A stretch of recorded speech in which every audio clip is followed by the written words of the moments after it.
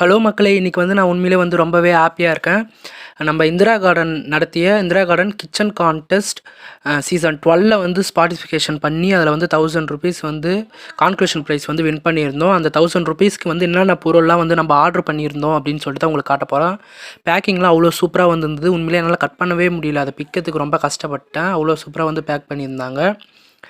பொருள் எல்லாமே வந்து ரொம்ப சேஃபாகவே வந்து வந்திருந்தது.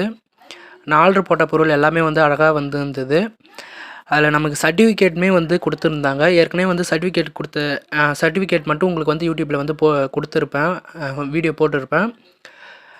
இவ்வளோ நாளாக எடிட் பண்ண முடியாமல் வந்து வீடியோ இருந்தது. இப்போ தான் எனக்கு எடிட் பண்ண டைம் இருந்தது. எடிட் பண்ணி உங்களுக்கு போடுறேன். க்ரோ பேக்ஸ்லாம் வந்து நான் ஆர்டர் பண்ண க்ரோ பேக்ஸ் எல்லாமே சூப்பராக வந்திருந்தது.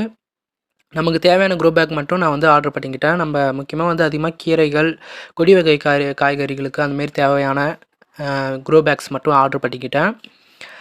அடுத்து வந்து விதைகளுமே வந்து ஆர்டர் பண்ணியிருந்தேன். இவ்வளோ க்ரோ பேக் வந்து 8 க்ரோ பேக் வந்து ஆர்டர் பண்ணியிருந்தேன். இது எப்சம் சால்ட்டு, இது வந்து சேஃப், அதாவது நம்ம ஏதாச்சும் செடி கட்டிங்ஸ் போடுறோம் அப்படின்னா அது கீழே வந்து வேர்பூச்சி வராமல் இருக்குது. இது தொட்டு வச்சோன்னா வேர்பூச்சி வராது.